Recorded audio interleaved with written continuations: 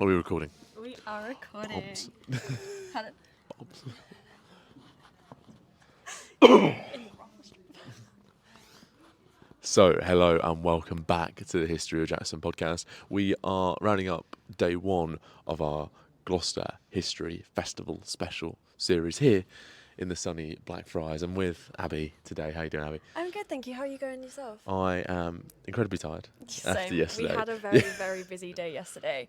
We spent 5 hours in lectures, which wouldn't change for the world because they were incredible lectures. But we also spent a good amount of time talking with patrons of the arts here at Gloucester Museum, Blackfriars Priory, and also you had some really interesting interviews with some of the lecturers. Do you want to talk about more of that? Yeah, so we spoke to Jeremy Bowen all about his lecture on the making of the modern Middle East, a personal history. It was fantastic to talk to Jeremy about his various roles in the Middle East, various stories he's reported on, but also his personal, the personal influence of him on of those events. And then we also spoke to Nicola, so we welcome Nicola Tallis back onto the podcast to speak about the relationship between Elizabeth I and Mary I, which is within her new book, Young Elizabeth. So it was really great to welcome a titan of news reporting, particularly conflict reporting in the Middle East, but then also to welcome on a friend of the podcast and welcome Nicola Tallis back on. It's been really exciting. I was going to say, it's been wonderful to actually see you live in action again. Last time I saw you live in action was at the Catherine of Aragon Festival back in January. Some of Jackson's listeners will remember me from there.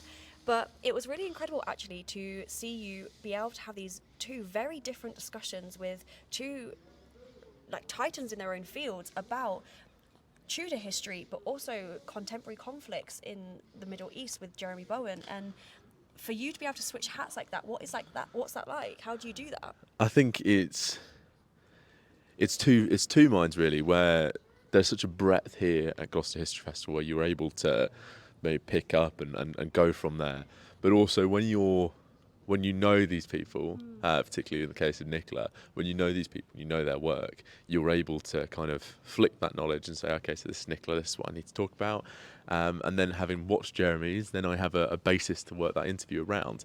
So when you're aware of it and you've listened to things and you're aware of what they do, it's quite easy to flick between the two. But that does speak to the breadth of Gloucester History Festival, where yesterday we spoke about the making of the modern Middle East with Jeremy Bowen. We spoke about NATO and the relevance of NATO today. It's 75 years. Tudors. We spoke about Dufour. Yeah, there was a wonderful talk by Michael Wood, and he's a English historian by trade, but he actually decided to take on a passion project and look at one of the greatest Chinese poets, in his opinion, Dufour. So, yeah, no, it's been such a breadth of talent, of expertise, of passion that's filled the Blackfriars Priory today, tomorrow, and yesterday.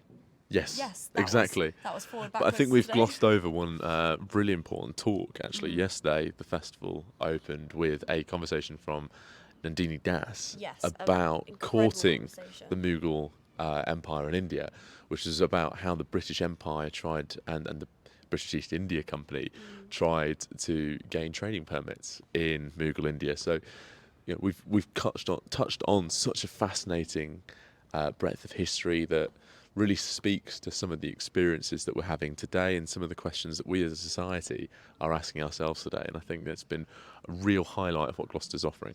Yeah, especially because when else do you get the opportunity to actually see these people who are experts in such vast amounts of different fields come together, have conversations that are culturally, society, but also historically relevant even now. Yeah, I agree with what you're saying wholeheartedly.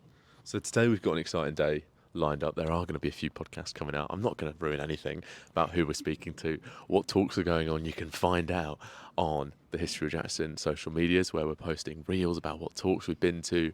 We're posting a blog post very soon about our roundup from yesterday. Now, if you want to learn more about the Gloucester History Festival, head to the link in the description below, because that will take you to the festival where you can learn more about the Spring Festival, possibly get some tickets if there's some available tomorrow, and maybe even look at the Autumn Festival that's happening in September. I was going to say they've got an insane lineup for the Autumn Festival already announced. I can share that they've got Alison Weir on the lineup, and any avid popular history fans will know who Alison Weir is, so that's something to look out for as well. Yeah, and I'm really looking forward to the Autumn Festival. Same, I'm excited to be back in Gloucester. It's my first time in Gloucester and I've not been disappointed. It's incredibly sunny, actually. Yeah, I was going to say, for the first sunny kind of weekend of the year, we've really lucked out. And I started with my sunglasses off and now I finish with my sunglasses off, but I really need to put them back on. So thank you very much for listening to this episode of the Gloucester Festival special series, and we'll talk to you next episode. See you later, guys. Have a good day. There we go.